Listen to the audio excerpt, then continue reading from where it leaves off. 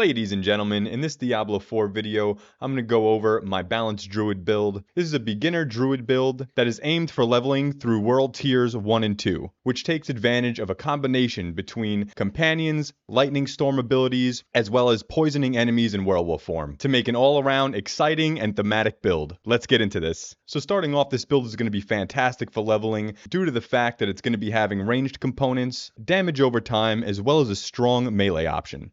And as you see here, I have the furthest thing from great gear in the game. I only had a few good drops come my way, and I'm still doing very, very well. So the base of this build is going to be stemming from Storm Strike. As our main melee skill and spirit generator, this is going to give us a boost in our lucky hit chance, while also cleaving multiple enemies, as well as giving damage reduction to us 3 seconds after dealing that damage. This skill is also going to be giving you a chance to completely immobilize your target to make any damage amplifiers from crowd-controlled enemies apply to the skill as well. Not only does a single skill provide all of this, but it also sets a vulnerable state to your enemies to increase the damage further, so this makes it a great base ability to weave back and forth between your other abilities to get that benefit of the extra damage from that vulnerability. From that Storm Strike, it's going to provide us the spirit we need to move into our main damage dealer, Shred, which is going to allow you to teleport between mobs, doing a 3-hit combo in a cone in front of you, but the third attack is going to be the largest. This is also going to be providing us with an additional 20% lucky hit chance, and this is going to be synergizing very well with the Lupine Ferocity talent, which makes it so every 6th werewolf skill will critically strike and do 60% increased damage. So since Shred cleaves, and you're going to be hitting tons of enemies in one swing, and it attacks 3 times in a row per cast, you're pretty much going to have this talent affect you every 2 casts of Shred you do, because on that 6th hit, you're going to be getting that benefit. We're also going to be taking Enhanced Shred to give us that 30% attack speed buff, and causing a heal for 1% per enemy struck. So in this build, you're going to find yourself alternating between Storm Strike and Shred to build vulnerability on the enemy, and then turn around and unleash your larger hits with Shred. We're also going to be taking Predatory Instinct to increase our critical strike further by an additional 6%. And by the way, if you guys are enjoying this video so far, feel free to hit that like button for me. It lets me know that you guys are enjoying these videos and may potentially be trying these builds out for yourself. And I'll have a lot more thematic builds coming out in the future. So if you're into any of that, definitely stick around. Since staffs by default do extra damage to crowd-controlled enemies, as a druid, we have so many ways to slow and immobilize, which is considered crowd control, that makes this a perfect setup, because we're also going to be taking Neurotoxin, that's slowing enemies that are poisoned, and also taking the trait Envenom, that increases the critical strike damage we do to any poisoned enemies. And we're going to be applying this poison with Poison Creeper, which is an extremely powerful AoE that roots everything in place, so you're getting all of that extra damage while they're immobilized, but still gaining damage as it fades, because the enemies will remain slowed a few seconds afterwards because of Neurotoxin. So there's so many synergies already building up that you can start stacking on top of each other that's making this build extremely fun and an absolute powerhouse. And once you take the Brutal Poison upgrade, it's going to increase your critical strike chance further to all enemies rooted in place by an additional 20%. Again, slotting in very nicely with that Envenom node that when maxed out is increasing your critical strike damage to poison enemies by an additional 30%. So even from here, looking at it from the bare bones, talenting into Envenom and going deep into Poison Creeper is going to increase your critical strike damage by 50%, and that's without going over any armor, aspects, or any of that. Now, while you have all of your enemies grouped up with the Creeper, you're now going to have Ravens, your ranged option, to stack on top of all of that, doing around 1.2k damage over 6 seconds from where I'm at right now. But by also grabbing the Ferocious Ravens node, it's going to be applying vulnerability to everything inside, as well as increasing your critical strike by an additional 5%. And I have yet to max this out, but definitely plan on doing so further in this build. Now, speaking about our defensive skills, for this build, we're going to be going with Blood Howl. And I'm a big fan of this because it's a straight up heal and will come off cooldown extremely quickly when you kill any enemies due to the enhanced Blood Howl trait. But not only are you gaining a heal from this ability, the main thing to look at here, it's going to regenerate 20 spirit when talenting into innate Blood Howl. And what I noticed from playing through this game so far, druids are extremely starved for spirit in the beginning of the game, and in any way, shape, or form,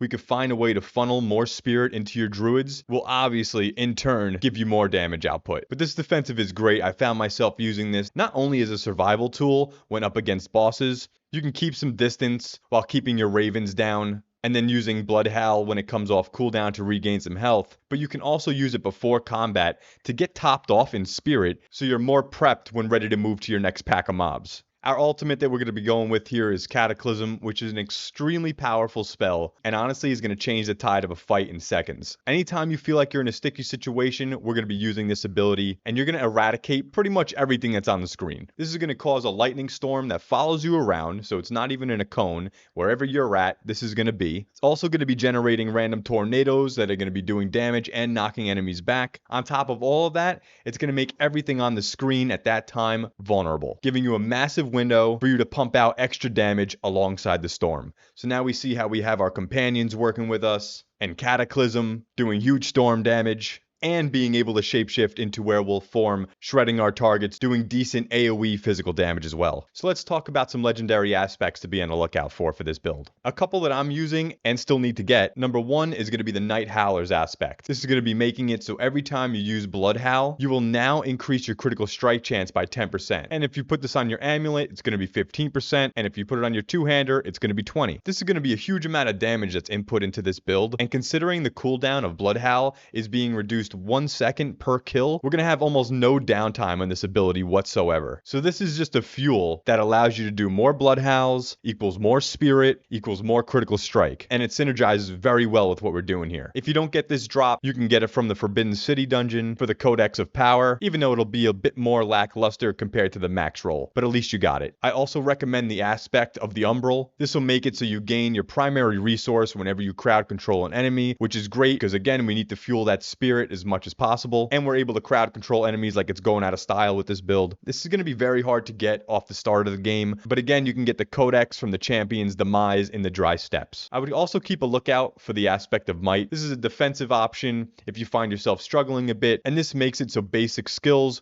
will grant you an additional 20% damage reduction, and we do use Storm Strike a good amount in this build, so this makes this specific legendary very useful for us. Another one to consider is the Vigorous aspect, which gives you an additional damage reduction when shifting into werewolf form, and due to the fact that we're always shifting in and out to be using Shred, this aspect is going to be getting around 99% uptime, so definitely keep a lookout for this one as another defensive passive in your arsenal as well. Let's talk about some of the spirit boons I decided to choose for this build. Number one is going to be Gift of the Stag to increase our spirit by 10%, and again, I gotta mention it, we're just absolutely fiending for more spirit, so I highly recommend this one in the start of the game. I would also consider swapping this out for Wariness, taking 10% reduced damage by elites, which is going to be huge later on. I also went with Iron Fur from the Eagle to increase our maximum HP by 10%, but the main thing for this build would be Pack Leader, giving you a 10% chance on every critical strike to reset the cooldown of all companions, and this is going to go for our Poison Creeper and Ravens as well. And we'll talk about some stats to be on the lookout for here in a minute to bump that percentage up a little bit more. And last for the Snake, I have Overload, since when using our ultimate, it's going to give a 20% chance to deal additional AoE damage, causing enemies to emit a static discharge. So now our ultimate's going to be doing insane damage by itself, it's going to be causing vulnerable, and then on top of that, it's going to be passively causing an AoE static discharge. You guys are peeping this out? You see how everything's stacking on top of each other here? Feels pretty good. So let's talk about some of the stats that we could be on the lookout for to round out this build. Number one is going to be Lucky Hit to help trigger our Pack Leader passive, as we just discussed. This way, we can keep using our Poison Creeper and Ravens over and over as it resets the cooldown.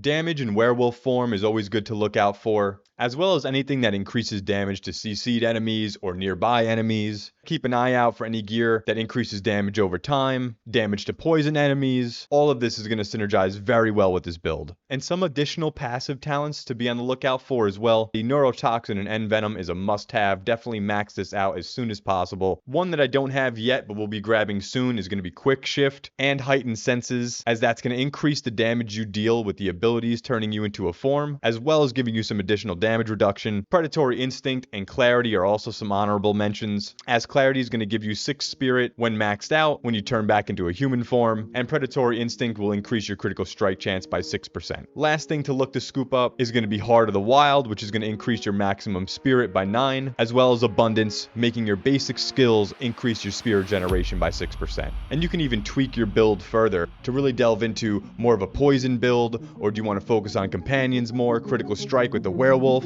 I kind of went with all of the above and spread it out. Thanks so much for hanging out. I appreciate each and every one of you for stopping by. If you guys enjoyed this video, hit the like button, subscribe if you're feeling froggy, and I'll see you guys in the next video. Take it easy.